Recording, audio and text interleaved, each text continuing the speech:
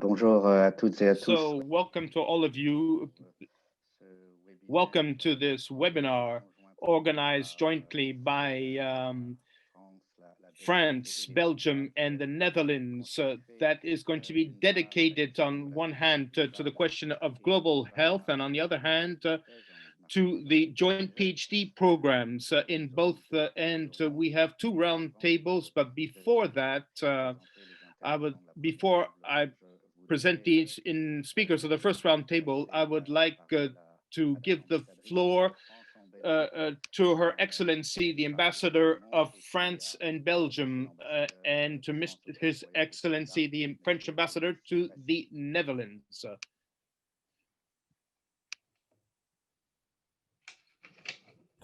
Bonjour à toutes et à tous. Good morning to all of you. I'm delighted to welcome you to this webinar dedicated to cooperation in the field of global health between France, Belgium, and the Netherlands.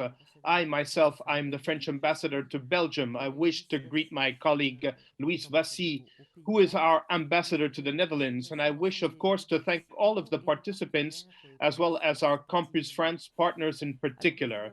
So naturally, the months that we have just lived through have shown to us the capital importance of cooperation in the field of health.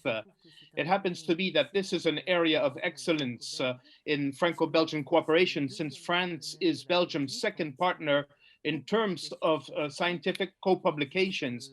And since there exist a great many joint PhD programs, for example, and that is for sure the main area of cooperation as far as we are concerned here in Belgium. This webinar will allow us to exchange ideas and experiences, as well as to deepen and strengthen the cooperation that already exists. It may even open leads to new cooperation endeavors in the future. This, of course, is the very reason of this proposition of this digital seminar that was proposed to you. I also wish to remind that in Belgium, of course, the European dimension is never very far removed from the cooperation efforts we can engage in particular with regard to European universities. The consortium system, or the consortia, enjoyed phenomenal success with the hatching of more than 10 consortia, 6 of which with French universities. Well, all I need to say now is to wish you fruitful exchanges, and I hope that very soon all of this will materialize and that 2021 will be easier for all of us than 2020. Thank you very much. Madam Ambassador, dear Helen, it is now my turn to wish a warm welcome to all of you who are taking part in this day dedicated to bilateral cooperation in research, in particular in the field of global health. France and the Netherlands enjoy very fruitful cooperation in their research endeavors, but we also know that there is still room for improvement, and it is clear that this applies to medical research as well. Medical research is an absolutely crucial area for all of our countries, as the COVID-19 crisis has just reminded us. Thanks to our discussions, I hope that the already thriving student and researcher mobility will be greatly strengthened. We have in France, just as in the Netherlands, centers of excellence in the field of medical research, and I hope that these centers will boost cooperation in the years to come. In that regard, we must naturally think about the way to better organize this cooperation and to make sure that we remove the obstacles that sometimes still exist. I'm thinking, for example, about the data sharing, which is, of course, essential to research and which must be facilitated whilst ensuring the protection of patients' personal data. But because beyond research and cooperation, what we are putting into place is a vision that we seek to promote, a vision of open research, of total academic freedom, linking our countries, France, the Netherlands, and Belgium.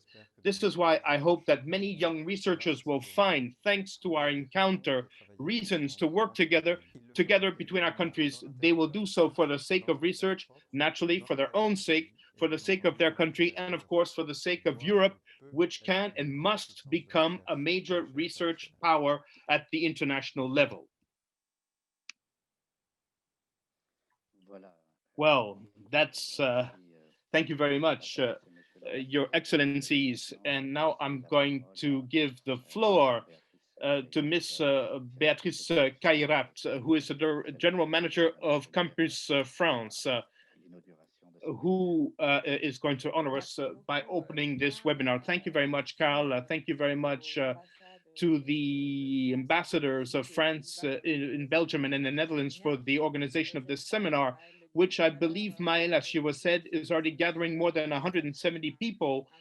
This is quite a success, and research in global health today is gaining more and more importance. You know, of course, that France is very much engaged in research and cooperation with our European partners, in, in particular in Belgium and the Netherlands.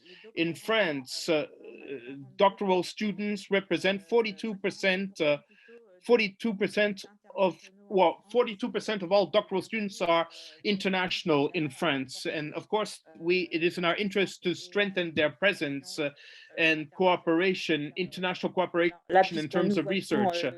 Since we see here a drawing from Vincent Riche, I also would like to welcome this wonderful idea and to see his drawings and to involve him in this seminar. Thank you for those of you who had this initiative to show his drawings. I just want like to underline that Campus France manages the PhD programs for Belgium, the PhD Van Gogh for the Netherlands, and these PhDs that are financed by both countries generates and finances researcher mobility, which of course is something that we have to facilitate.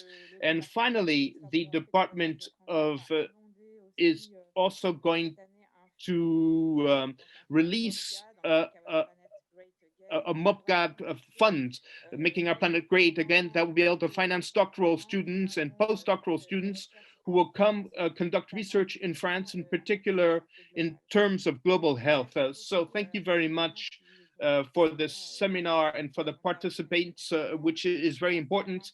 Thank you to Vincent Riche.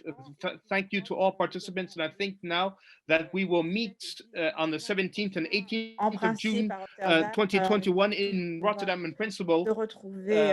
And we hope that we'll be able to meet in live. Otherwise, of course, we will have to meet virtually as of now. Thank you very much and congratulations for this seminar. Thank you, Beatrice. Thank you for your words, and thank you also to the ambassadors for organizing this webinar, and which, as I was saying as an introduction, will include two roundtables. First on the possibility of scientific cooperation in Europe in the field of global health, and the other on how to foster joint PhD programs. And of course, both themes will overlap during this webinar. So before I start the first round table in itself, I would like to introduce you to someone who will be playing an important role in this webinar. It's Mr. Christian Seemans, who, here he is, we see him. Thank you, Christian. Thank you, who is the chargé de mission for scientific and university cooperation at the French ambassador in the Netherlands, and he will be in charge of gathering your questions in the section, the Q&R section, and I'm also speaking to the public with, if you feel free to ask your questions and include them in the Q&R section rather than in the chat box. This will allow Mr. Seemans to gather these questions. And once the first speeches happen, he will be able to relay the questions to the different participants. So thank you, Christian. And we will therefore meet in a few minutes. And I am now going to open the first round table dedicated to scientific cooperation possibilities in the field of global health in Europe. And I am delighted to welcome our two participants. There were supposed to be three, but unfortunately for the third participant cannot join us today. So I will welcome here with pleasure Miss Virginie Sivan, who is a doctor in biology and who was the vice director at the European Affairs section at the CEA. And since 2018, she has ministerial functions for research and innovation in France. Madame Sivon represents in France in several committees, including the Committee of Health, and she will speak first to give a global presentation of the European tools in the context of H2020 and in the prospect of of the next program, Horizon Europe. And Madame Connie Bezina, sorry, who is a professor of cardiogenetics and molecular cardiogenetics at the University of Amsterdam, and who is a specialist in hereditary heart diseases with young people, and she lost an arm. To present to us examples of partnerships in her field of expertise. And she will also share with us her experience as a member of the Royal Dutch Academy of Arts of Sciences, of which she's a member since 2017, and speak to us about the role that this academy may play in the development of global health. Unfortunately, I confirmed that we will not be able to hear the third participant, Mr. Pierre Van Damme, professor at the University of Antwerp, because he is now involved this morning in a very important meeting with dealing with issues of vaccinations in Belgium and in Europe. So now we're going to proceed in the following way. I will give first the floor to Ms. Sivan and then Ms. Bezina afterwards. And then afterwards, I will ask maybe a few questions before I give the floor to the numerous participants to this webinar. So Ms. Siban, I will give you the floor now. You may start. Thank you very much. Thank you very much for this presentation and for this invitation. So yes, indeed, I wanted to start by maybe saying to you a few words about the current situation and about the preparation of Horizon Europe. And first of all, to let you know that we'll say a few words about the president of the European Commission, Ursula von der Leyen, who spoke at the second summit of World Health in Berlin in October, and who really insisted on the need to be better prepared for the future challenges in terms of health, and who repeated that the global challenges linked to climate and to trade are going to continue being at the origin of new challenges in the field of global health, and the European Union has to be ready, has to prepare itself, and have to take more responsibilities in the field of health. So that is really an important message from the European Commission, which I want to relay to you. It's true that we are now in a situation that is of a pandemic, and it's true that this is a major stake for global health. So the European Commission, in the context or in addressing this pandemic, has invested itself very much in answering in a global way the challenges of this pandemic. It worked a lot with international organizations to better face this pandemic.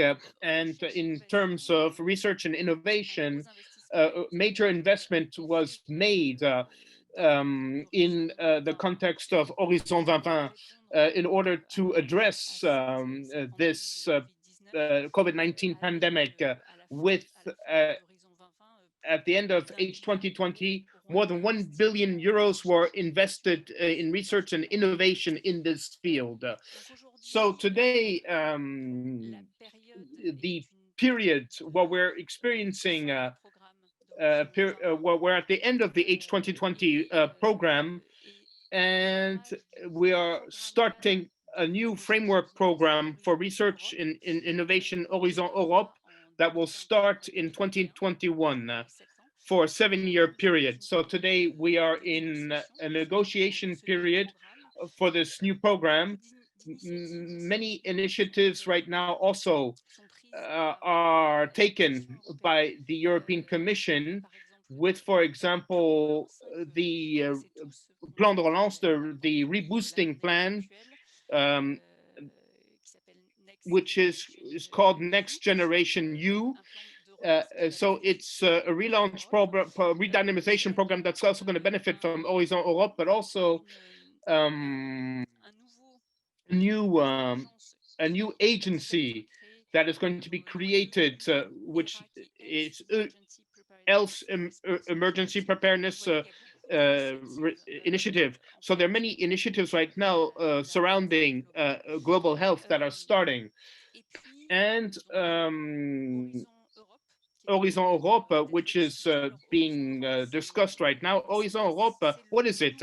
It's the new framework program of the European Commission. So it's a program that is divided into three major pillars that is going to finance excellence, sciences of excellence, everything dealing with world challenges and competitiveness, and a pillar also that will concern innovation in Europe. So I'm going to maybe first give you an overview of the health cluster, of the health aspect, in order to give you the major avenues that are going to be implemented in the context of this program and that are going to allow us to finance research and innovation. So there's 6 major fields of intervention, which will be financed over the 7 years to come with Horizon Europe. So the first, it will concern health during a person's life. So the idea is really to understand the transition between good health and illness. A second area which concerns the environmental determining factors and social determining factors in terms of health. So the idea is really to look at the effect of different determining factors, in particular environment on health. An avenue also regarding pathologies. First of all, non-questionable and rare diseases, which the cancer plan, which is going to be launched at the end of this year, an avenue concerning infectious diseases. So that includes, of course, emerging illnesses, re-emerging illnesses as well, with in particular a partnership between France, Europe and Africa, sorry, regarding the issue of infectious diseases and the implementation of clinical tests with sub-Saharan Africa.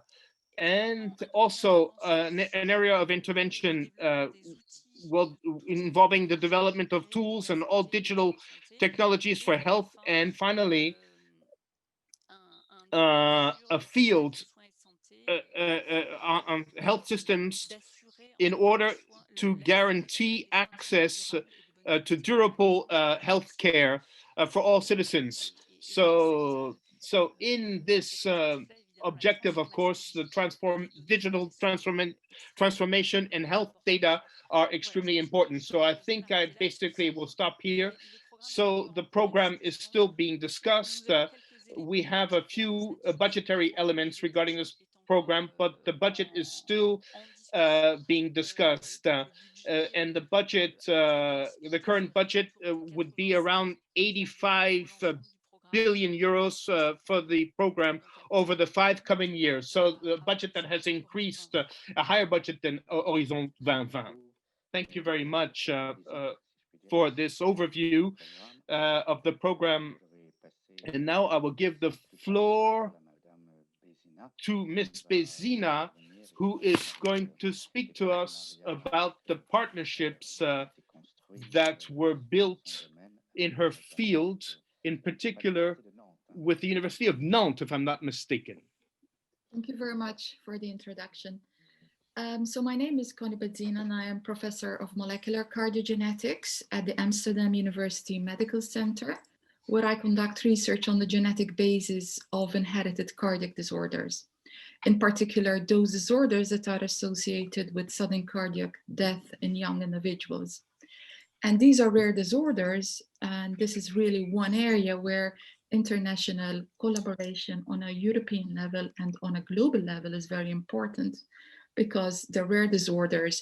And in order to do efficient research and discoveries in the area, you must collaborate, because you need to achieve enough patient numbers to make meaningful research. So I would like to exchange about our experience in collaboration with the Institut Doctoral at the University of Nantes. That hasn't been started almost 30 years ago. So we are into the actually the fourth decade almost of our collaboration, of our twinning between these two different institutes. So essentially, our collaboration started in the late 80s, early 90s, between Professor Arthur Wilde from the Amsterdam University Medical Center and Professor Denis Kant, the late Professor Denis Kant from the Institut du Thorax, with the first collaborative scientific publication emerging already in the late 1980s. This was the beginning of a very productive twinning between these two scientific institutions, so to speak, with more than 50 collaborative publications emerging over the years. This collaboration has rested on multiple aspects. Of course, it's very important that the two groups shared scientific curiosity. So there was a scientific curiosity in the same topic between Amsterdam and Nantes into the genetics of these inherited cardiac disorders, and also into the mechanisms of arrhythmias that lead to sudden cardiac death in young individuals. So shared scientific curiosity was really at the heart of this collaboration from the very beginning. Another very important pillar that nurtured this collaboration was the shared expertise, was the complementary expertise, with the two groups constantly learning from one another, constantly having scientific exchanges and sharing of expertise. This sharing of expertise and scientific exchange was also fueled by exchange of 9 fellows throughout the years that went between Amsterdam and Nantes and Amsterdam. And they were at the host institution for different periods of time, and where they learned different expertise and also were exposed to the different research culture within the two groups, which contributed to their, of course, to their scientific formation.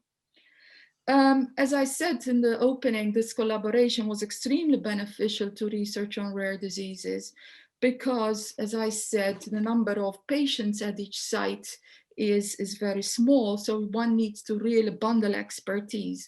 And also, as the Amsterdam-Nantes collaboration grew, it formed a snowball effect where we also brought together other centers in Europe, like Italy, Spain, and also globally. And this is reflected also in the different grants that we managed to acquire throughout the years.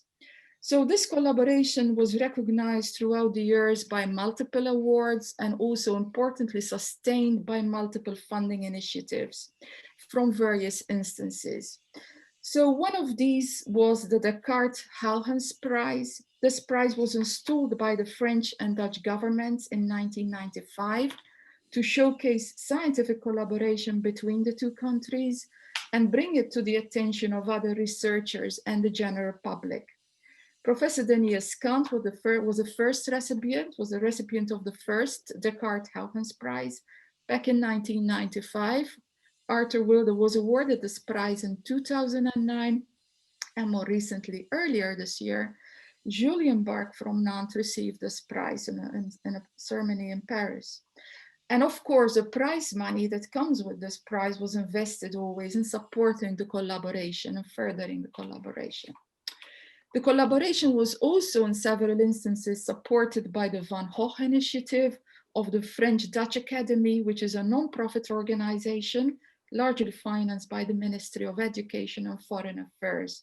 It aims at strengthening the collaboration between institutes in France and the Netherlands. The collaboration was also importantly funded by a very large grant from Fondation Le Duc. this grant brought together not only the Nantes Institute and the Dutch Institute, but also institutes in the United States. And as I said, this is part of that snowball effect, which stemmed from a very early Dutch and French collaboration. More recently, the collaboration has been supported by the European Society of Cardiology, by a research award to Dr. Julian Bark, and also in recent years by the European Joint Programme on Rare Diseases of the European Union. Again, this is a highlight of international collaboration on rare diseases. Both the Amsterdam and Nantes teams are participants in the European Research Network on Rare Diseases, the ERN Guard Heart. One recent development which we're starting to explore, which we don't have a lot of experience in yet, but I hope that this is something we can benefit from in the years to come, is exploring opportunities for the funding of joint PhDs through either instances at the Amsterdam University, the Nantes University, but also CNRS, INSERM, and other instances. One such initiative has already been funded. That is the next initiative of the University of Nantes. But as I said, this is just starting, and I don't have specific experiences with that, but this is something that we are hopefully exploring in the years to come. Thank you.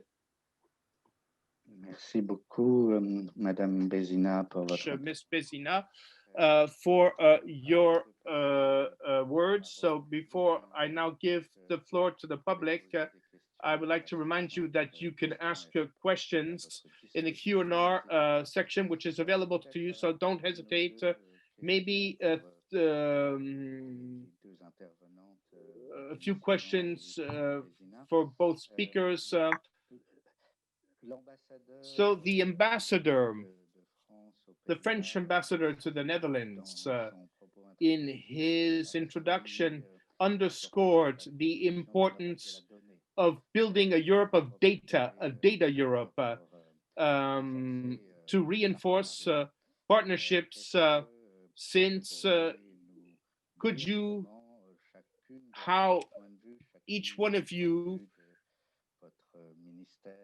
from the point of view of your ministry, from the point of view of your university, how both of you understand this ambition? How are you going to incorporate this objective in the way you support the teams and the way you support your partnerships, etc.? Ms. Bézina, would you like to start, maybe? Sure. This is a very important aspect, and it also has to do with sharing of resources in my domain and the research on rare diseases. So, of course, bundling of genetic data and is at the core of what we do. And this is something which more and more needs to happen. Since the advent of GDPR regulations, this has become, of course, very complicated, in particular because of sharing of genetic data. One needs to be very careful. But I think for research on rare diseases, I think what is extremely important is clarifying regulatory aspects and facilitating exchange of genetic data in some form. Also, that this doesn't become an obstacle. Many different institutions in Europe are, struggling to implement these regulations, and many researchers are finding that a lot of their time is being spent in adhering to these regulations, which is of course very important. But those regulations, should be we need to be able to address them. In other words, it became more difficult, but of course we need to take them into account, and maybe we need to be helped in taking them into account. Merci. Virginie, est-ce que sur cette question-là? Oui, alors c'est vrai que c'est So it's true that this is a question that's extremely important, the question of data in health research projects, because we need, well, the more data we have, the more we will have the possibility of moving ahead with regard to the different issues. And it's true that there are many, many questions that are raised, access to data, the quality of data, the interoperability of the data, the possibility of exchanging this data already within a country itself, because that's already difficult in itself. And then afterwards to exchange data between countries. So that again is another scale. But I think that these are topics that are extremely well identified and that are the subject of much work and of many projects. So at the French level, there is in health data hub, which is a data infrastructure that is being set up. And it's true that at the European level, there are many, many projects whose objective is to facilitate this exchange of data. So it's really an objective which is really important if we want the projects in the field of health to grow faster. And if we want to use this data, of course, because there are many, many data, but the problem is it's difficult to be able to use this data. So it's a very important topic, but Europe has dealt with it, and it's going to finance many projects in that regard. Une deuxième question, si vous voulez bien, qui, je pense, susceptible de vous impliquer l'une et l'autre. Parmi les nouveaux instruments d'Horizon Europe figurent ce qu'on appelle des missions. Et des missions qui ont pour ambition notamment d'atteindre des objectifs chiffrés à un moment donné. Et aussi d'impliquer le public, enfin de montrer que la recherche européenne a un impact sur le public, bénéficie de la recherche européenne. Et l'une de ces 5 missions, c'est une mission sur le cancer. C'est fixé comme objectif de sauver 3 millions de vies à l'horizon 2030. Est-ce que, Virginie, vous pouvez nous dire comment, du point de vue du ministère de l'État français, on se prépare pour cette mission, et vous, Madame Bézina, est-ce que cette mission sur le cancer, est-ce que c'est un sujet de réflexion, est-ce que ça a suscité des réflexions au sein de l'Université d'Amsterdam, sachant que les Pays-Bas ont été très constructifs pour essayer de s'approprier les missions du futur programme et de les intégrer dans une politique propre à la recherche menée aux Pays-Bas. Virginie, donc ces missions, ce sont des nouveaux instruments dans Horizon Europe qui n'existaient pas dans Horizon 2020. Donc, effectivement, l'objectif, c'est vraiment de mettre en place un portefeuille d'action dont l'objectif est d'atteindre il faut arriver à un objectif ambitieux et surtout mesurable et dans un délai fixé. Donc ça, c'est la vraie différence avec les actions qui sont financées dans le domaine de la recherche et de l'innovation par le programme cadre, parce qu'il y a un objectif très précis. Et donc, il faut également que ces missions soient compréhensibles par le grand public et qu'on puisse les suivre, qu'on puisse regarder l'évolution et voir comment la mission arrive à atteindre son objectif. Donc, au niveau français, en fait, ce qui se passe, c'est que pour chaque mission, il y a un board qui est mis en place au niveau européen et qui réfléchit justement, qui établit les autour de cette mission. D'ailleurs, là, pour toutes les missions, les boards ont rédigé un document, justement. All missions, the boards drafted a document which proposes the content of each mission. There is one mission on cancer and 4 others on other subjects. And at the French level, Christine Chaumienne is involved and she was one of the directors of the National Institute of Cancer, and she is involved and participates in this mission board, and this allows us to get feedback that's very clear regarding the progress of these missions. So today, these missions are still being discussed. So during the first year in 2021, the European Commission is going to rely on what the mission boards have elaborated in their proposals to propose calls for projects and actions that will be able to finance and that might be able to make the different topics progress. So for the moment, these are initiatives that we see are where we learn as we do, because these are new tools, but which we really have to look closely at these tools as soon as they will start producing calls for projects in order to address and build projects with regard to cancer.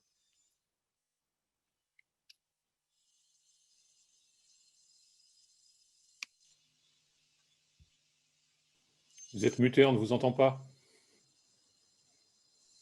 Sorry, I had muted myself. Oui, Madame. Et juste un autre point. And just another point. It's true that in terms of the ministry, well, there is the mission board at the European level and at the national level, and there are representatives who are linked with the mission board and with the European Commission, and therefore they can follow the progress of these new instruments.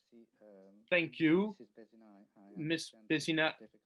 I understand that you had difficulty being said because of some noise. So the question was about, one of the new instruments that will be part of Horizon Europe. They're called missions. There are 5 missions, and those missions are meant to have an impact on the public and also to involve citizens more, in order to show that European research has a real impact on society. And one of those missions is devoted to cancer, as you know, and I wanted to know if you at the University of Amsterdam has been involved possibly in thinking about those missions, and more generally speaking, perhaps how you see the participation of citizens in research and possibly through patient associations, but how this involvement of citizens, which is really one of the aims of those missions, might be part and parcel of your own objectives. Absolutely. I think that is a very important point and something that is becoming more and more important. So in my area of research, and in fact, across all areas of medical research in the Netherlands, the big funding organizations are more and more involving patient organizations in the grant itself. For instance, the Netherlands Scientific Organization and the Dutch Heart Foundation. Also when one is writing a research project, at the inception of the research project, patient organizations are needed to enter into discussion with the scientific researchers in finding what is the best way of addressing the research question, of formulating the research question, of how patients can be involved in addressing the research question. So this is more and more becoming important, and I think it's a very important way in involving the general public and the target patient groups in research. So at the Dutch level, at the Dutch funding level, this is for sure something which is already implemented and becoming more important. From a personal point of view, I am myself in the lab. I'm not a clinician, but I do work closely with clinicians who communicate our findings with patients. What we also do at our university is regularly organize patient days, which are organized 2 or 3 times a year, where we would invite specific patient groups and update them on our research and get feedback on our research and input. Yeah. Thank you very much. Christiane, des premières questions arrivent, donc si vous voulez bien voilà, intervenir. Très bien. Il y a une question de Groningue qui vient de tomber.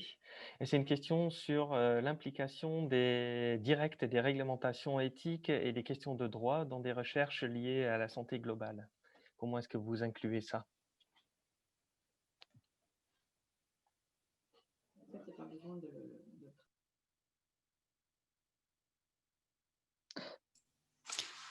Madame Sivan, oui. Donc, des questions éthiques et de droit. Dans tous les cas, les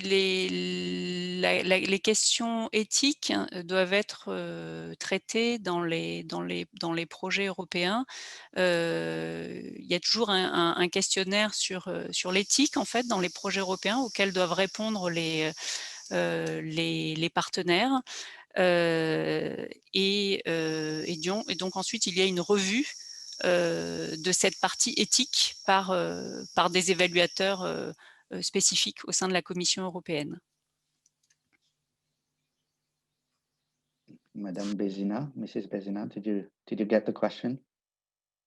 No, you didn't. There's a question coming from someone working at the University of Groningen, who is actually a law specialist interested in multidisciplinary collaborations, and she's raising an issue about taking into account risk factors for cancer and other chronic diseases such as smoking and healthy diets, air pollution, and all this. And the question behind this is, how do you collaborate with other disciplines such as law, for instance, or ethics studies, legal disciplines? Yeah, so here I can share also a recent experience we have. So the Dutch government has recently issued a new grant initiative, which is the Cider Initiative. So it is a research funding opportunity through the Netherlands Organization for Scientific Research. And the goal of that research is the generation of model systems from embryonic stem cells or human-induced pluripotent stem cells. And this is really, of course, an area where ethical questions are very pertinent. And in fact, in this call, it is the idea that the researchers collaborate and form one project idea together with ethicists and lawyers. So this is something that is being taken up also by the funding organization, which is the necessity that in our scientific research, we also think and discuss with ethicists and lawyers to clarify these issues. And so research will be conducted not only on the scientific part, but also in the legal aspects and the ethical aspects. This is my experience in this regard. And we've just heard that we're through to the second round. So we will be able to write the full application and we will have the first experience of how this is gonna work. Excellent. Merci. Thank you very much. Est-ce que je pourrais rajouter quelque chose sur les partenariats? Add something about partnership, because we saw that it was in the project, it was very important to implicate patients and researchers in the ethical field. That's really important. What the European Commission say at that projects, research project on a European level really have to be multidisciplinary. It's true that a lot of partners who wanted to be implicated, but that had very different specialization. It would be cities or patient organizations, associations, or research and in SIH. That it's really important to identify the good partners to participate in these projects so that afterwards the projects wouldn't stop, but would go on, continue, and to be transformed in the health systems. And I think it's important to implicate these partners at the beginning of the project, in the concept of in the creation of this project. And in France, do you have specific tools to implicate these partners directly? Maybe on a European level also. Well, they're not really steps, but we insist on this need. But it's true, projects are really broad. They're really wide in a European level.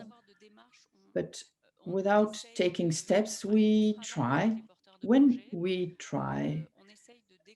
we work with the creating of such a project, we try to specify all the terms, to include all the participants in this. And it's really important to do that really at the beginning of the project. So we create also a formation to explain the way how to create a project, how to write a project. Thank you.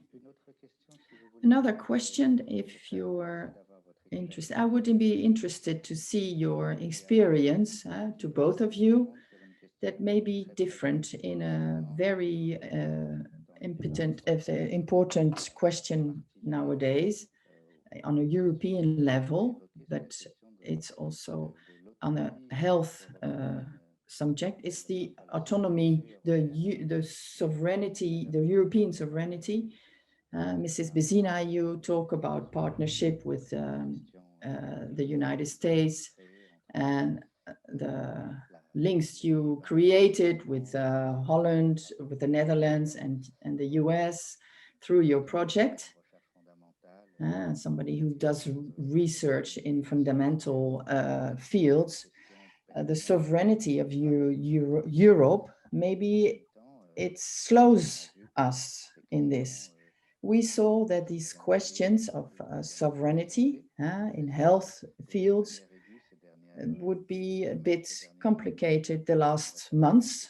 I would like to know what your vision, maybe I will ask to Mrs. Sivan what is the vision of the French state. We try to discuss this subject. Madam Bezina, did you get my question? Yes, I don't exactly understand what you mean by sovereignty in the terms of different regulations.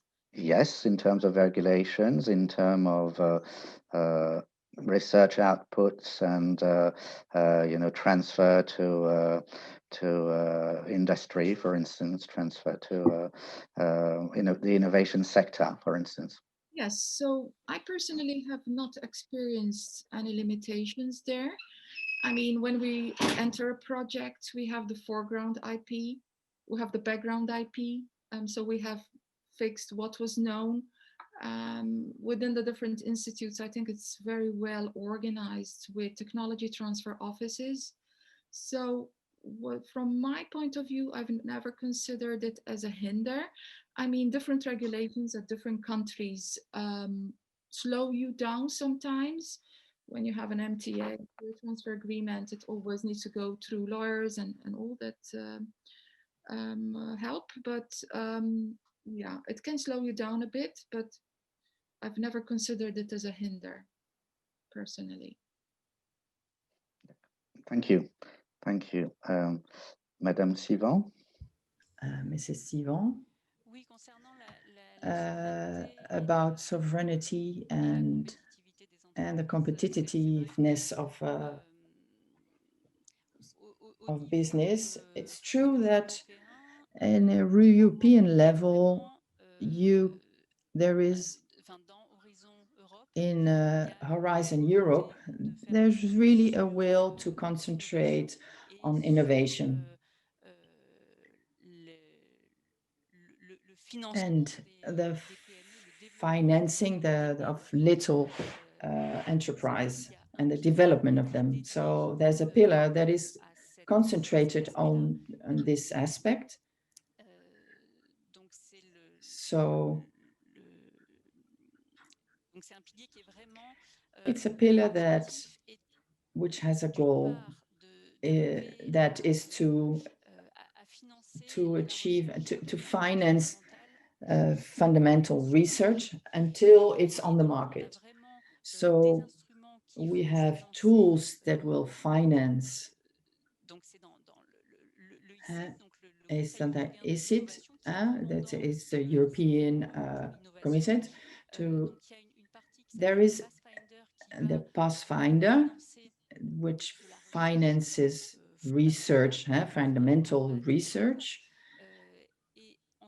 And there will be a follow-up of these projects with project managers that will facilitate the transfer of the results with another tool, which is called the accelerator, where there will be a financing by the European Commission for the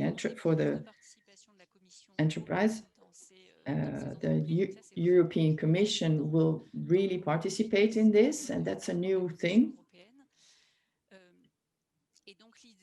And also, there will be the possibility to ask for external finances, but there is really the will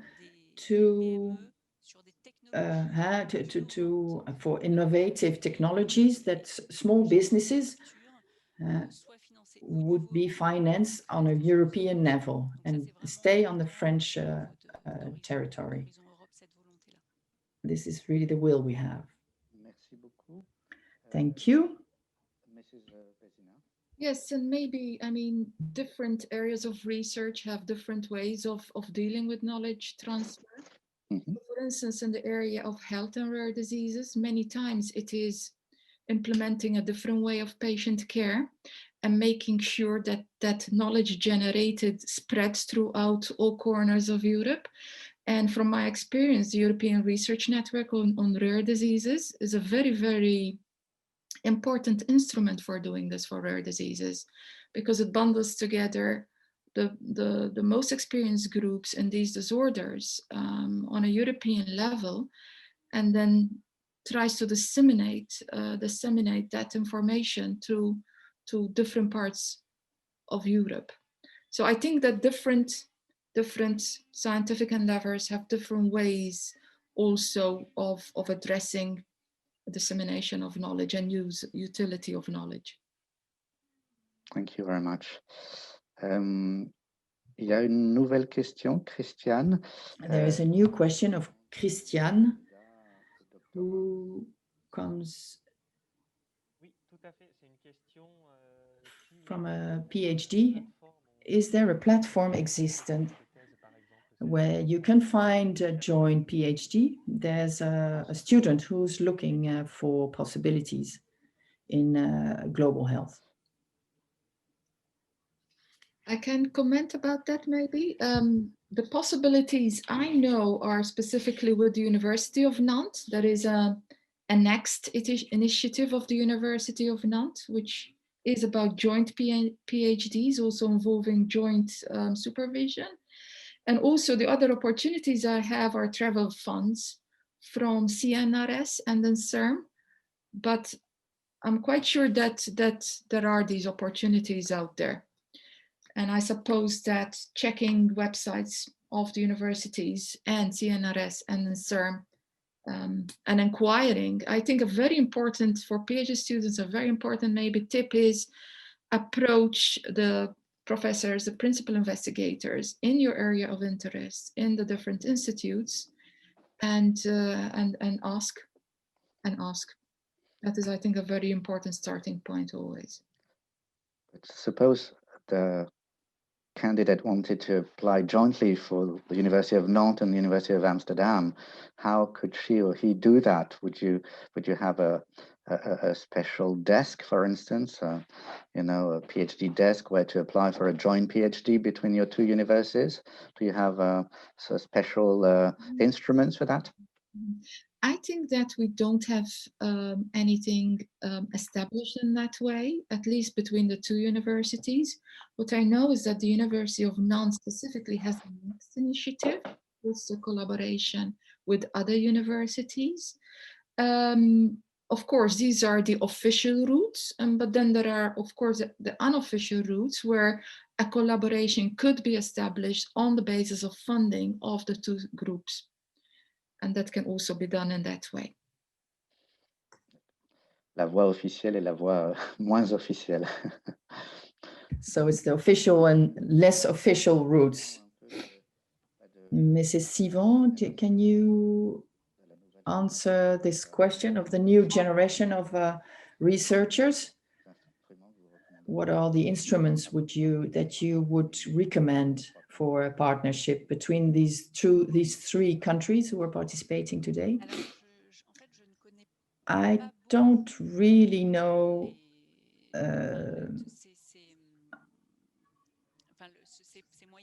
these tools. I don't really know them. How to get scholarships for PhDs. But I think, as Connie is saying, the best way is to go to the sites, the websites of the university and the institutions who work all these research domain. That's where all the presentation are for the PhDs, for the research PhDs. It's different between all the different institutions and how students are in all these situations now on sites in all different countries. There is always an English version, so on these sites in the English version you can find how they present the thesis. Thank you. Is there a question from the public on specific partnerships or global health? I don't have any questions now, so it means that it's very clear what you're saying. Maybe a last question for both of you. What is happening what is going to happen in the coming months, weeks or months? What are the steps, the immediate steps you will take in your domain so the projects can develop, or the projects you're following will move on? Mrs. Sivon, what is your calendrier?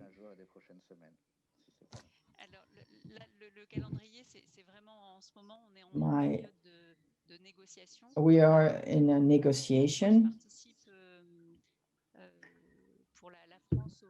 I am participating for France for different committee for program, shadow programs. These are not official programs. So now we're talking about of the content of the work for 2021 and 2022 for European Horizon. When these programs are published, we can anticipate in order to respond to this demand of thesis. So there are lots of negotiations on these working programs, also about partnership, because in Horizon Europe, there are also partnerships that are co-funded by the European Commission and European countries. It can also be a partnership with African countries or public-private partnership. This is also in discussion now.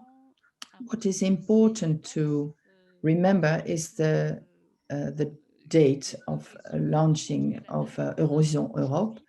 The date we have now, as you know, the budget is still discussed, as we don't have a budget, but they told us it would be launched in half April of 2021.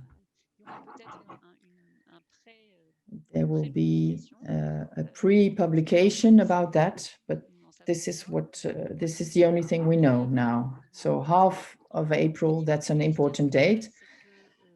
On a ministerial level, the different teams of national contact points, these are persons in all countries.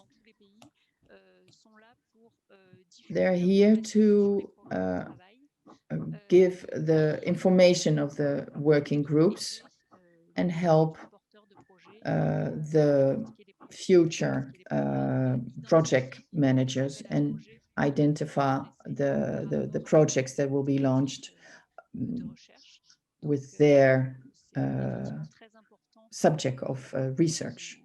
So it's very important that the interested researchers get in contact with these contact points in every ministry of every country. Thank you for this information. At half April is going to be very soon. Mrs. Bézina? Yes, so what I'll do. What are the next steps for you?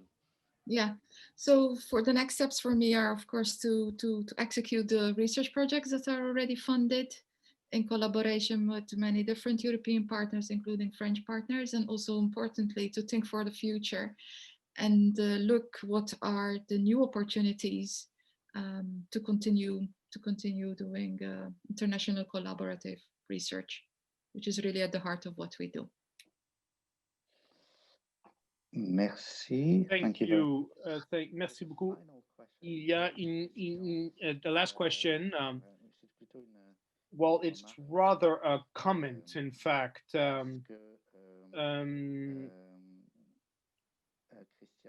Christian, maybe you want to submit this comment to our guest.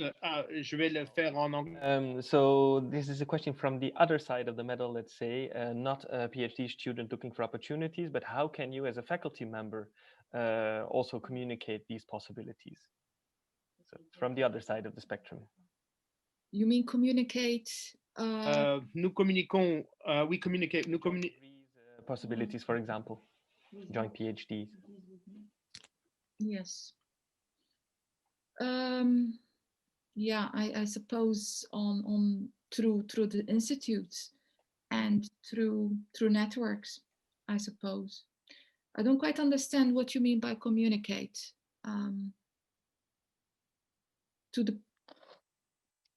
I think the idea is that PhD opportunities are one thing, and of course they're important in order to further research in your domain. But I understand that this colleague would like to know what would be opportunities for faculty members in a way, you know, how you could involve new faculty in your research projects. Yes. Personally, I believe that collaborations should be driven by the research question.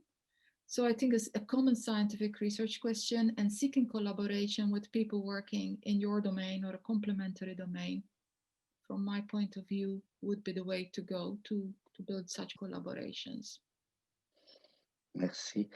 Merci. Je crois que, I think now, in fact, the last questions, the last question, as well as the question that was posted, that was a question of clarification, which is to know when exactly and on what site we can get the most updated information, when this, all of this shows the importance of information, of the available information on the different sites of the different players, whether it be the ministries, the universities, or the research teams directly, because there's quite a lot of requests in that area. So that's maybe on this that we're going to finish this first round table, and we will thank, of course, Ms. Bezina for your expert point of view on heart diseases, hereditary heart diseases, and also for providing,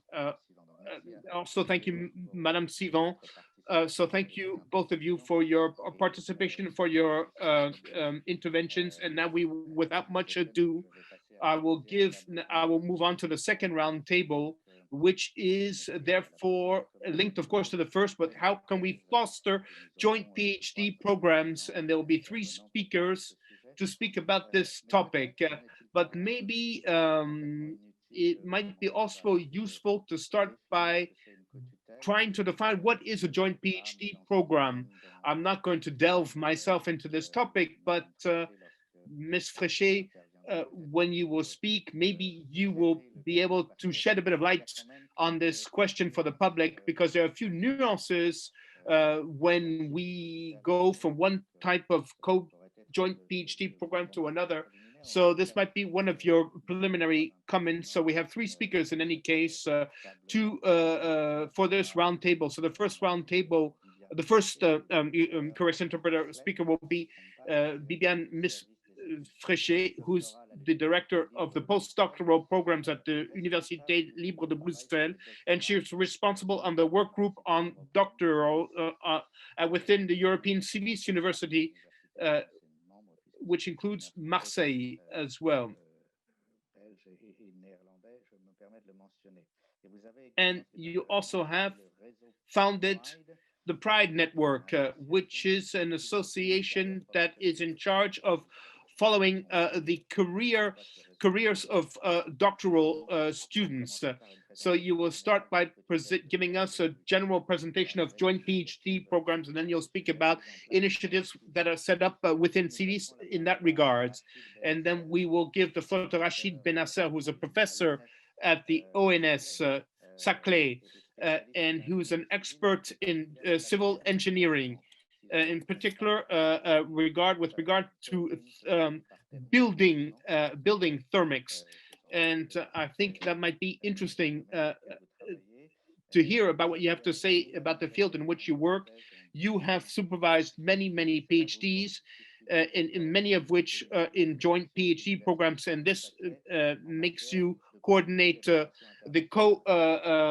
joint PhD programs from the University of Paris-Saclay, and you will speak about a few examples of joint PhD programs at the Université de Paris-Saclay, and you'll speak about the tools implemented in this field that are set up at the UGlobe University, whose topic is global health. And the third speaker, it will be Miss Alexandre Bonvin, Mr. Alexandre Bonvin, who is a professor at the University of Utrecht, who's an expert in structural bioinformatics. And he is in charge today of the scientific policy of the Molecular Biology Research Center at the University of Utrecht. And you are in charge of the doctoral program. And you will speak to us about the partnerships of the University of Utrecht that do not always, however, lead to joint PhD programs, it's true, but there might be other ways of joining efforts and of cooperating. So this roundtable will be focused on joint PhD programs, and will also be an opportunity to speak about European University, about alliances between European universities, and that have developed over the past years. And as during the first roundtable, you'll have the possibility of asking questions in the Q&R section, and Christian will put these questions to our speakers. So now let me give the floor to Miss Bibiane Fresh, and thank you very much Thank you very much. And as you were saying, I will start maybe by proposing a definition of what is a joint PhD program so that everybody understands well what we're speaking about here. So what we call a joint PhD program is the organization, the supervision, and the evaluation, the joint of a PhD. So it's a doctoral student who is going to conduct his PhD with two partner universities that are going to sign a convention to explain how the PhD is going to be undertaken. And so this doctoral student will be supervised by a thesis director from each one of these two universities. So therefore, to broaden his network or her network and to work within two different labs. Concretely speaking, this means that this person is going to be sign up, register in the doctoral programs at both universities, and if everything goes well, he will obtain a degree from both universities. So that gives you a very quick idea of what a joint PhD program is. We distinguish it from what we call it in France, which is a thesis supervision, where this person is only doing a PhD, in this case, in one single university. So maybe now I would like to get back a bit to my experience within the ULB, the Université Libre de Bruxelles, and also within the European Civis University, to show you what we do in terms of joint PhD programs and what we do in particular to promote joint PhD programs. Just a detail within DCVs, yes, I don't coordinate the doctoral program, but I'm part of it. I'm part of the task force. As in terms of ULB, there is the central office of the PhD. So it's an office that deals with all different subjects, and we are in charge of the management of the joint PhD programs, of negotiations, the entire process, if you prefer, except for the research process, which of course is going to be taken charge of by the researchers themselves. And within CVIS, I'm part of this task force, of this doctoral task force. Well, CVIS, I'd like to remind you, is a European alliance of 8 universities, ULB, Aix-Marseille. There's no Dutch university, unfortunately, and it's an alliance that's bringing together 384,000 students. So it's a huge European university. And within the task force, we are now working on a convention for a unique joint PhD program, which will allow us to facilitate and promote joint PhDs between different universities of the Alliance. And also, more specifically, in terms of health, we have to understand that within CVs, there are 5 hubs, as we call them. These are disciplinary hubs whose objective is to develop research and innovative research and study programs that are joint with regard to societal challenges today. We have in particular, therefore, a health hub that is aimed at working on the development of programs or on joint PhD programs. So to get back more specifically to my experience at ULB, I would like to hear, because, well, the opportunity to speak afterwards, but I'd like to just get back on the way that we try to promote joint PhD programs and to encourage them once the research subject, of course, has been justified. The idea is not, of course, to have a joint PhD program just for itself. So ULB, about 10 years ago, set up a promotion program for joint PhDs, which really bore fruit, because today, one doctoral student out of 4 starts a joint PhD program. And so this policy bore its fruit quite quickly, because once we set it up, over the course of 2 years, the number of joint PhD programs doubled. And in relation to 10 years ago, the joint PhD programs tripled in numbers. So you can see that this has really had an impact in terms of joint PhD programs. Just to give you figures, that you have to understand that we have 18% of joint PhD programs with France. We have, of course, we speak the same language, but we have many fewer with the Netherlands, only 1.5% of joint PhD programs with the Netherlands. So, of course, things can develop because we're very flexible.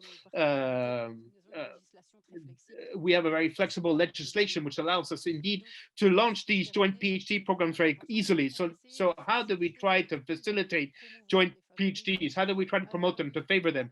Well, first, because it's an important aspect. Well, when you engage yourself in a joint PhD program, that involves costs. The person has to travel to another country and stay in another country. So we created a ULB, a credit fund for doctoral mobility, for which joint PhD doctoral students received preference. So they would receive this credit that was equivalent of 3,000 euros. So that's quite a bit of money. So that was the first thing that was implemented. And the second thing was that we facilitated very much the integration of doctoral students in joint PhD programs, because we consider them as, of course, doctoral students at ULB in 100%. And so they're going to perform the same services as doctoral students who are not in joint PhD programs. So we also created a welcoming office, international welcome desk that really helps them in their entire processes to prepare their stay abroad. And then we set up an administrative team that is very flexible, whose objective is really to simplify administrative procedures. The idea is professors, researchers, doctoral students should only focus on research, and the rest will just take, and the other unit will take care of administrative matters. So we were able to manage 7, 8 partners in European projects, and that was quite impressive. And we have someone who is dedicated only to the negotiation of joint PhD programs. And of course, we set up a public relations campaign directed to our researchers and towards our partners, towards our partner universities, and also during trade shows where we can meet other future students. So it really carried its fruits. And I could get back to this, and especially speak to you about the advantages of joint PhD programs. But I think we'll have the opportunity to speak about this again. So you are all muted, apparently, or you're all mute. Now I have unmuted myself. So questions are appearing already, but they will be presented to you later. Now I would like to give the floor to Rachid Benasser from the University of Paris-Saclay, who has concrete field experience, administrative experience in the area, and he will speak to us about UGlobe as well in the field of global health. So I will give you the floor.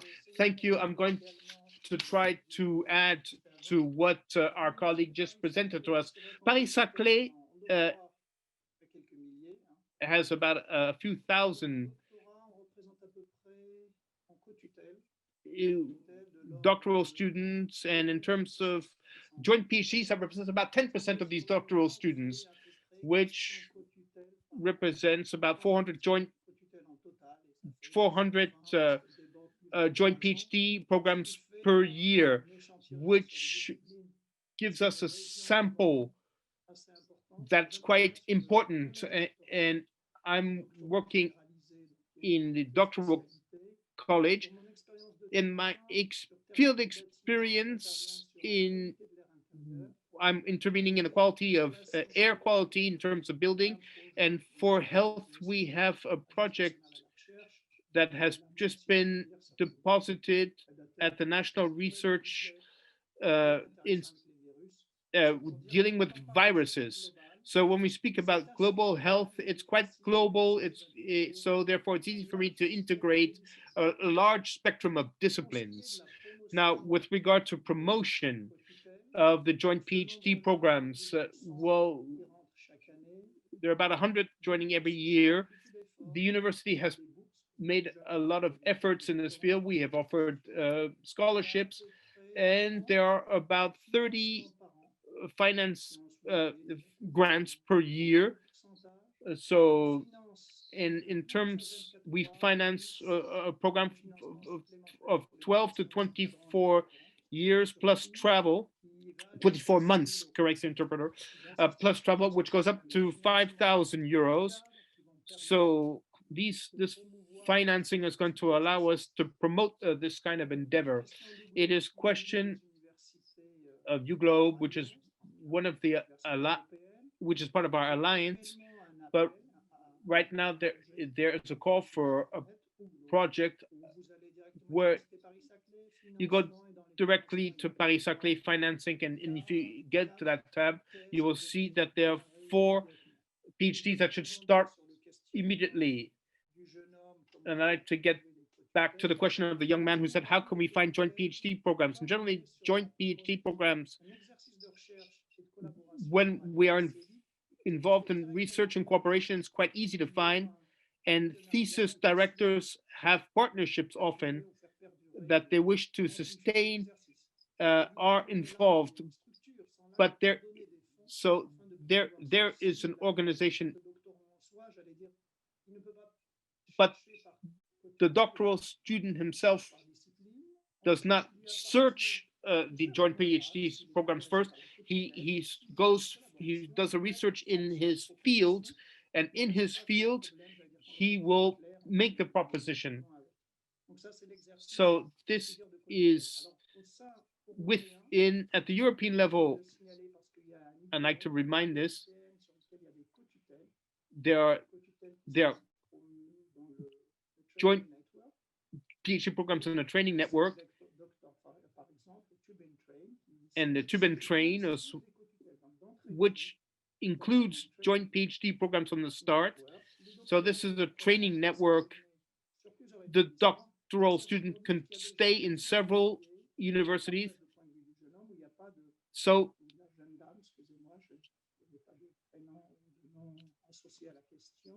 there's no set agenda, but there's no centralization on with regard to how you can find financing. Or so if I would like to insist upon 2 points. Given our proximity in Europe, Europe has normalized since Bologna higher education, and with regard to PhDs, there is also a double degree program that has been implemented, and the entry is quite easy to start. The work within the work during the PhD, well, the doctoral student gets feedback from all sides, and then the doctoral student becomes a researcher.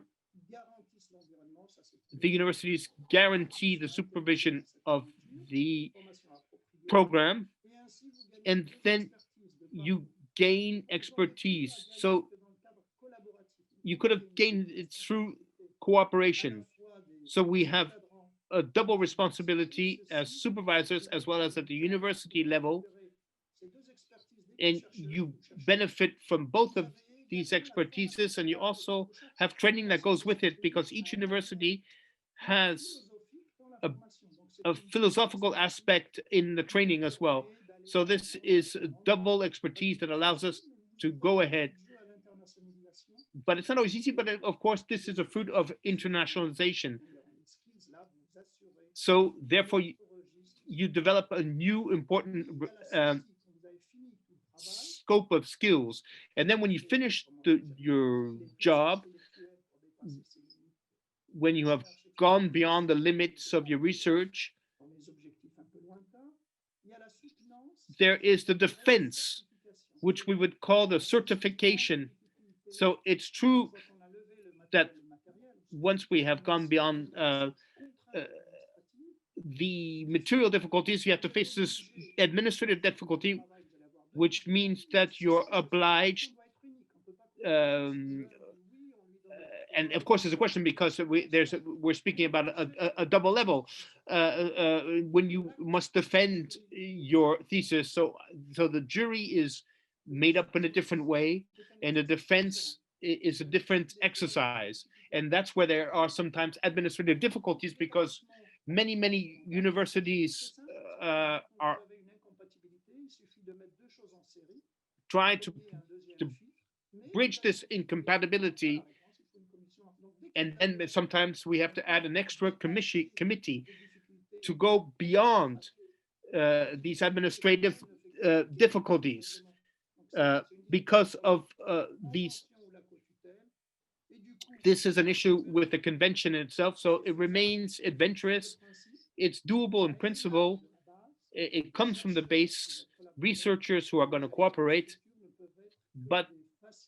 and these structures can only be facilitators, offering technical support or financial support for this to happen. And now I will give the floor to someone else because I don't want to monopolize, of course, your attention. Vous êtes muté. You are muted. Je fais attention pour ne pas que mon micro gêne les intervenants et du coup j'oublie de le rouvrir. Mais merci donc Thank you for this very specific precision with very practical recommendations that complete what Bibiane has just said. So before we move on to the questions that are arriving and that are interesting, I would like to give the floor to Alexandre Bonvin from the University of Utrecht so that he could speak to us about his field experience of cooperation that does not necessarily lead to joint PhD programs. So Alexandre, you have the floor. Thank you very much. You have already given us an idea of what I'm going to talk about. My personal experience in terms of joint PhD programs is rather nil, which does not mean that the University of Utrecht does not have an internationalization policy. It's a university that has a very long history in terms of international cooperation. The community itself at Utrecht itself, the students, but also the researchers, is very international as well. To give you an idea, the majority of our master's programs are in English, and even bachelor programs are also in English now. The university organizes since 1986 a summer university, which attracts many students from all over the world. And there is also the Utrecht Network, which was established in 1987, which groups together universities within Europe and outside of Europe to facilitate cooperation, but which never really led to joint PhD programs, however. But Utrecht, however, gives scholarships to doctoral students to do a research program at Utrecht if they cannot get a grant from Erasmus, and it's from a student coming from the University of Lille that I discovered this network. I did not knew that it existed. The university is also involved in numerous European projects. We have facilities, in particular the Institut that I'm managing that has European facilities that are active for many years, since the 1990s, which means that researchers and doctoral students come to Utrecht to use these facilities. And we participate, of course, in IT and network programs, but none of these networks until now has led to joint PhD programs. It's only very recently, only this year, in fact, that I discovered that there were programs that were been set up with the University of Leuven in Belgium. And the University of Utrecht offers a fund of 10,000 euros to facilitate mobility. But the problem is that it's the thesis director that first must receive financing in order to make a request for a project. There's no financing of a thesis director at the level of the university. Everything depends on the grants that are obtained by the researchers. So there is clearly internationalization cooperation policy, but there's not really a very strong joint PhD policy for the moment. So I also see in the questions that are asked that there limit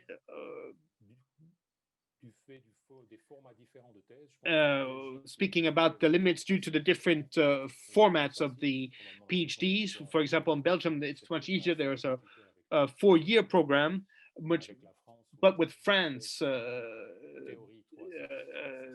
PhDs last 3 years normally. So this raises administrative issues, a lot of cooperation, a lot of internationalization, of course, many projects between groups of researchers, but very little or practically no joint PhD programs for the moment.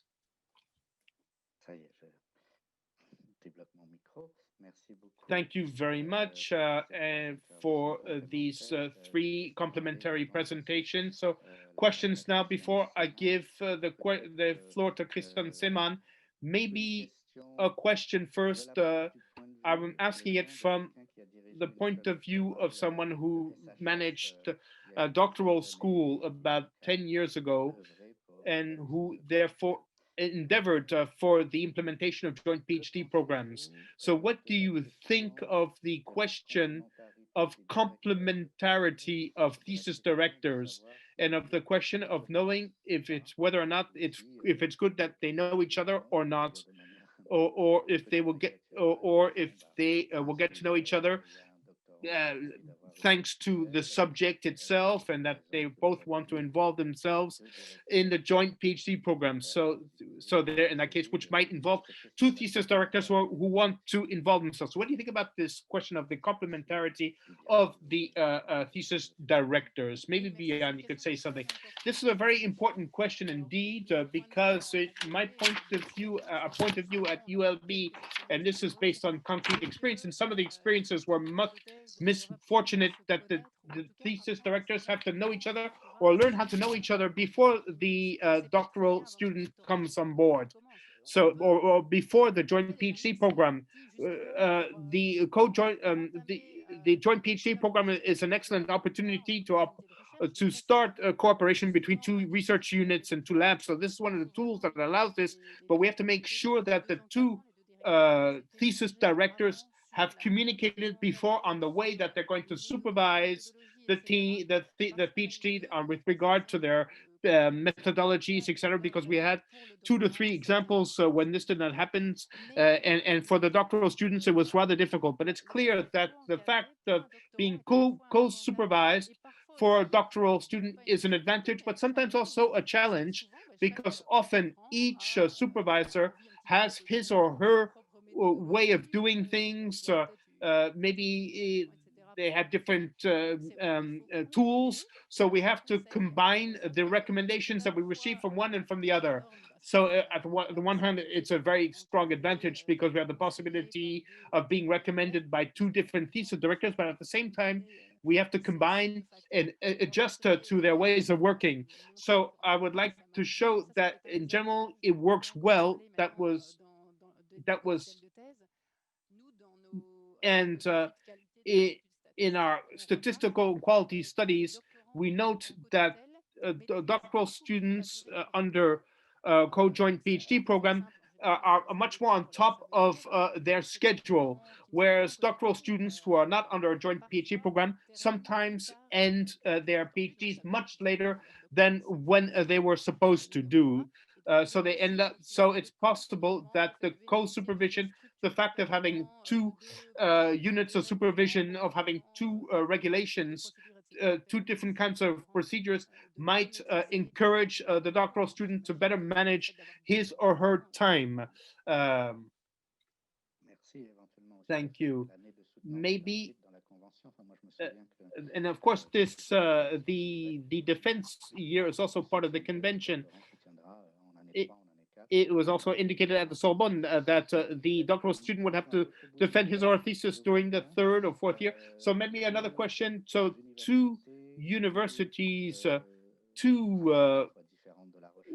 have different research practices, with, of course, all of the interesting aspects that this generates. So 2 defense systems that we have to harmonize. But does joint PhD program, does that favor entrance into the employment markets? Maybe Mr. Benasser, in your experience, because here, this is the point of view of a European who's speaking here. What is sure is, as my colleague just said, there are ways of proceeding, and when we involve a young doctoral student in 2 ways of operating, so he benefits from two different expertises, and he learns to work with two different methods. So there's a process, a methodology that starts in the research team, which benefits from both of these streams. And of course, and since this doctoral student or future doctor is going to work with two different teams, two different ways of proceeding, his adaptability will increase. And what we have seen is that thanks to this, some of these doctoral students were able to double their employment opportunities. So they gain expertise, they gain more in their CV because they're able to interact with different levels in the market. And therefore, these are two strong advantages, of course, but this requires that the doctoral student invests himself or herself. And this, but statistics confirm that that there are concrete results, and there are people, of course, however, who from the start have this capacity to do it more easily. So, as well, thank you. Important information. Monsieur Lanfin, maybe you want to react to these two questions. Yes, in terms of the co-thesis directors at Utrecht in life sciences that also includes the hospital. Well, since about a year, all doctoral students have to have two research directors to avoid supervision problems. So we have somehow a joint PhD program in-house, if you want. It's become compulsory. And there was also a comment that was made by Bibiane with regard theses that are no longer financed, that drag on in the Netherlands. But in the Netherlands, you cannot continue a PhD without a finance base. When there's no longer any financing, a student can no longer work on his doctorate. You can no longer make the student work on his PhD. We're obliged to have financing. So this will avoid, of course, these PhDs dragging on, or which would lead to researchers that are not being paid. Of course, so that's no longer possible in the Netherlands. It's very important to make sure that the PhDs are finished within a set deadline. And in terms of experience that we can garnish, I agree exactly with what Rachid said. I would not limit myself to two employment markets on my. The world is the employment market today. We should not just limit ourselves to two countries. We have to be very international. But it's clear that international experience, whether it be in the form of joint PhD programs, whether it be if you're spending a year abroad during your PhDs, is something that is very valuable. It's something that really increases the person's curriculum who's going to be entering the employment market wherever he or she may be in the world. So this demonstrates adaptability. This demonstrates experience that is international. Thank you for your clarifications.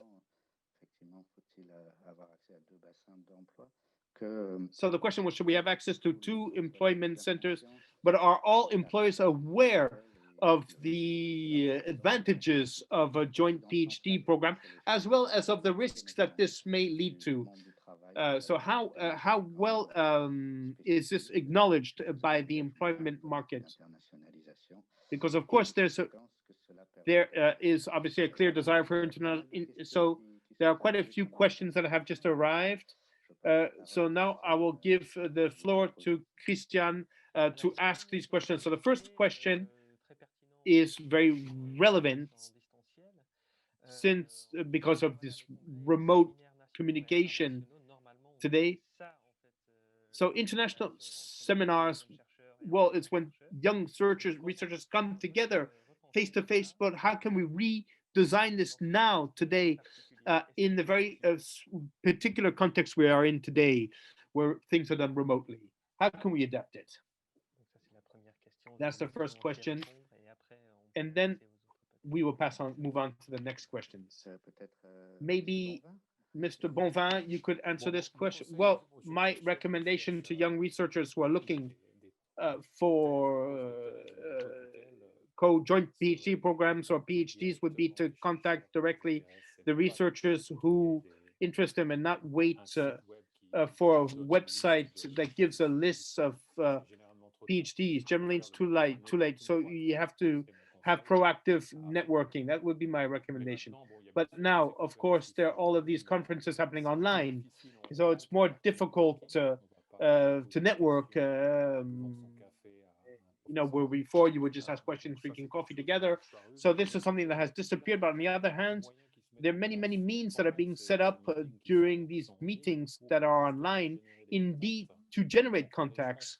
So I think that we are in a transition phase with regard to that. But my recommendation to students who are looking for a PhD is to be proactive, to look at what are the fields of research that interest you, to look at the researchers who are doing interesting research in those fields, and to contact them directly. We are approachable. That's good news indeed. Thank you very much. Maybe we can ask other questions. Christian, a question with relation to the role to play of the institutions, MBO in the Netherlands. Would it be up to them to maybe give more importance to joint PhD programs? Bon, le NVO et Pays-Bas est notre NVO in the Netherlands, it's a national research agency in France. So I think in terms of financing, it would create financing dedicated. Of course, if it created financing dedicated to joint PhD programs, it would stimulate things. But all this would be administered by the universities, because it's the universities that give the degree. It would facilitate, of course, because there's no real financing system mechanism for joint PhD programs. Normally, doctoral students need to have a national research agency grants to continue their PhD. So they obtain first a national research agency grant, and then they can engage themselves in potential joint PhD programs. So it's a lot of administration, of course, involved for not much in return. So if there would be more direct financing for this kind of joint PhD program, this, of course, would stimulate the process, and it's important indeed to capitalize on this, to encourage this. So let me maybe echo another question that was raised by a researcher from the IRD, who says that sensibly the same thing. He says that a joint PhD program is a lot of bureaucracy. That's the point of view of a researcher, of course, who so you have to go through all kinds of administrative steps. So he asked a rather interesting question of that at the Université of Montpellier, for example, they ask for an article to defend a thesis, and at Amsterdam they ask for 5. So how do you manage these different differences of culture and these different systems of acknowledgement? How do you manage this upstream already? Because a partner university might ask for 5 articles, another one might ask only for 1. So when we thought there was only 1 that was necessary to produce, maybe I could start. I think that what's really important is really, at least we operate it this way. So we really set up an office whose objective is to simplify as much as possible these kinds of questions. And this office that's going to manage all of these issues as of the start. Sometimes, of course, this deals with academic questions. In that case, it's really a strategic orientation on the part of the university, for example, to ask for a certain number of publications, 1 or 5. Some universities are going to go very, very far in their requests, or others are going to say, are going to be only more lenient and ask for 1 publication that will be evaluated by peers. That's enough, they would think. So in any case, it's really important as of the start to set a maximum amount of details on the totality of the process. And there, the doctoral offices and therefore the people who are used to negotiating joint PhD programs are a very good resource because they know how we have managed with other universities in the same country. So if there are things that might seem to be an obstacle, rules, laws, we're aware. For example, in the Netherlands, there's a legal obligation or maybe somewhere it might be different. So, or generally we can flexibilize the regulations of certain universities, but legislation we can't. So if we're used to signing conventions very regularly, we do so very often with France. So we know French legislation. So we know what can be flexibilized. So I think it's researchers should really depend on uh, uh, uh, on doctoral offices to help them in this administrative simplification. And I understand that according to the universities, uh, the support systems might be different. Rachid, maybe a reaction? Yes. I also have read another question. It's true that it is important in the international framework. So there are facilities for PhD students to go and establish themselves in other countries. So there is also the funding that should be organized. When should you ask for a joint PhD? Is it always before or during the first year? Because sometimes they are in a joint PhD or they want to organize it afterwards. But for the second registration, there are possibilities, but you need a stay of a minimum duration, 12 months. So that's a minimum. Of course, it could be 4 years or 2 years, 2 years, but that's the responsibility of the leader of the PhD thesis. So the initiator of the project needs to guide this, and the research team has the core role because he needs to find funding for all the researchers collaborating to this particular field of research, and they need to collaborate. And so there is a contract, and they don't want too much paperwork. It's not easy because it needs to be compatible. Bibian is right. People with experience could help, but I would add something. If I am a PhD leader, I have only one source of funding. I spread it in two. I have two PhD students, and instead of having only one, I have two. And then they come from different countries. I nearly said on an equal basis, it doesn't exist. It's not very frequent. You need extra work, but I would say that joint PhDs has a lot of advantages and could also be counted twice, which is quite rare. Now, there is some administrative obstruction, but in the end, the leader should accept questions regarding publications and articles that need to be published in order to help a PhD student to defend his thesis and have a complete career. So we would come back to the leader because the person requesting and having collaborated with different parties involved need to be committed and make it happen and will not work less. But one point 2, and another one leads to 2, and so it is an advantage for all parties involved. Thank you. So now I am waiting for the cartoon. Vincent Riff will made 1.2 makes 2. Could I ask another question? It was suggested by one of the questions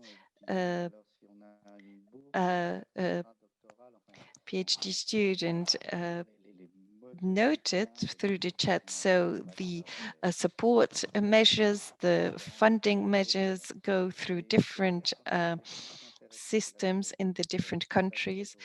But there is also Access France, which indicated that the social rights vary if you have a French contract or a Dutch contract. In France, you have right to retirement pay, and other countries may not have that in their PhD working contract. So this is a question for you, Bibiane. In the career planning, how could a PhD student that gets his diploma follow up for the rest of his career? Well, in Belgium, the system is quite similar to what is valid in other countries because we adhere to the European Charter. So we have and got a contract, but it is a grant, so not a study grant like Bachelor of Master, but it is an income that will open up rights to all kinds of social benefits like unemployment pay and retirement pay, but you won't have to pay taxes. So it does opens up rights to all kinds of pays that you would have as a regular employee. On the other hand, you should know that at the European level, we do not apply it immediately because the students are quite open and well protected, but Europe is promoting for a number of years now a European fund of retirement pay for researchers. It's called Receiver, and the target is to be movable from one country to another. So today, researchers are active in a certain country, but this is also for doctors, PhD students, or well-established researchers. They work in different countries at different universities in Europe. They are trying to promote this pension pay fund to have only one source of income once retirement age is reached, because now with all the different systems, it is an obstacle. So we won't go too much into details, but it is quite complex. And for some countries, it's not ideal because you think that a retirement pay is better in your own country than in the host country.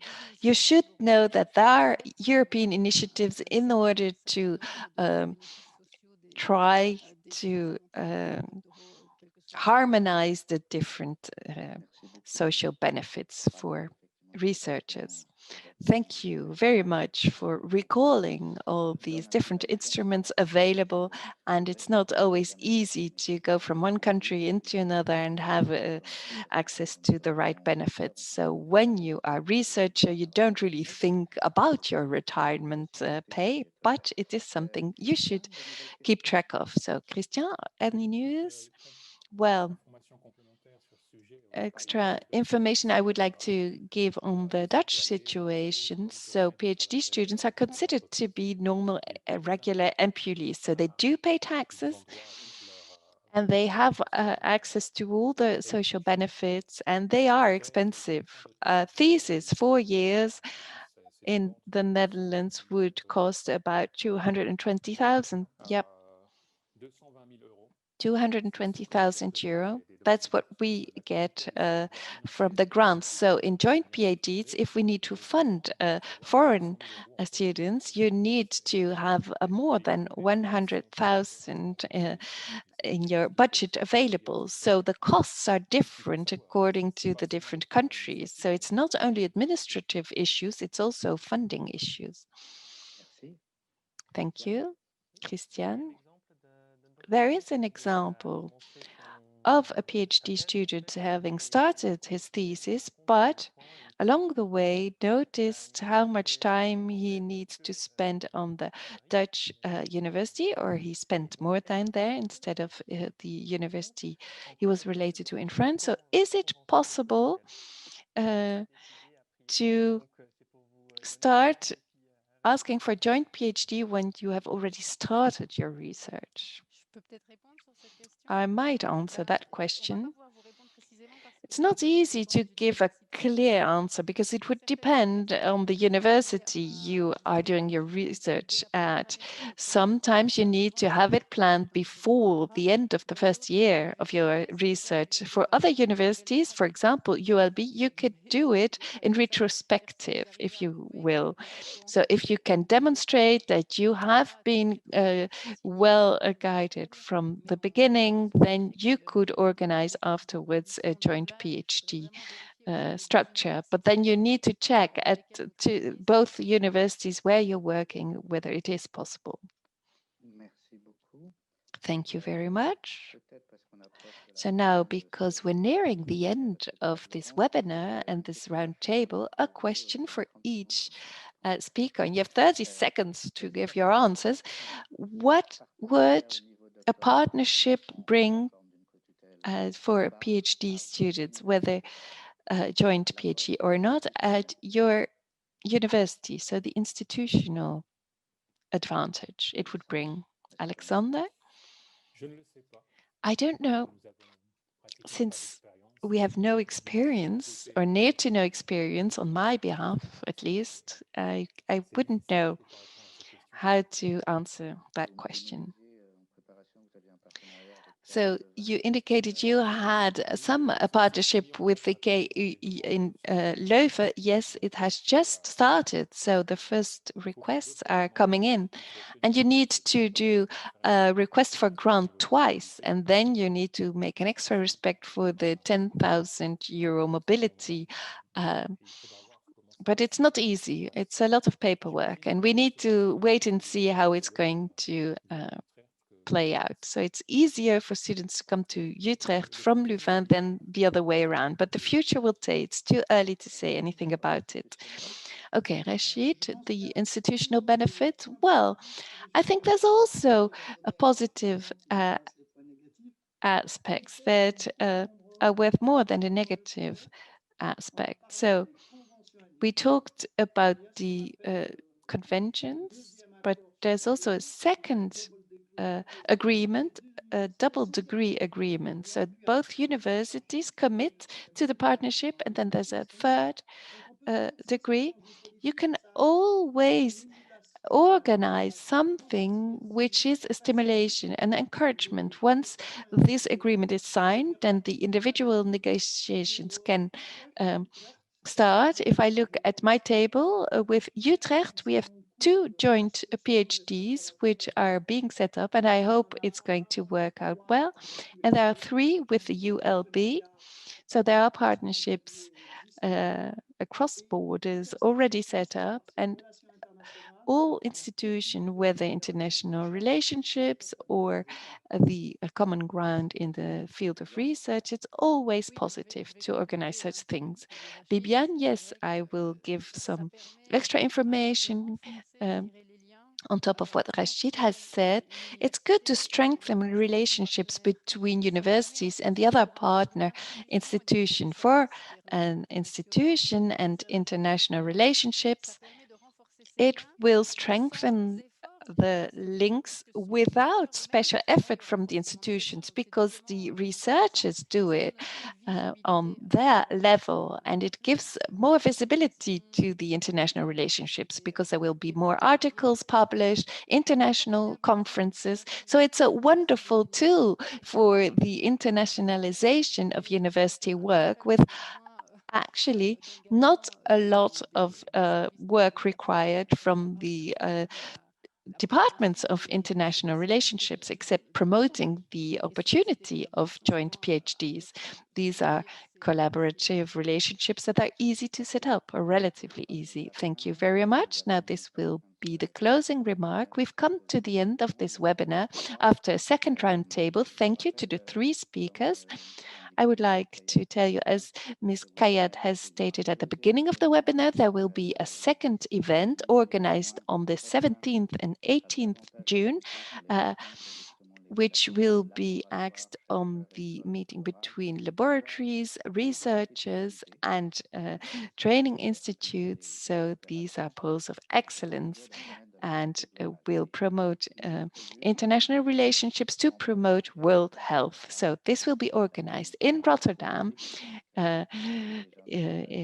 Physical meeting is planned if possible, so please note the data in your diary, 17 and 18 June. Thank you very much to the teams of the French, Belgium embassies, and the Belgium and French embassies in the Netherlands to have contributed and made this webinar happen. There were about 120 participants. Thank you to each and every one, and I wish you a good day. Goodbye.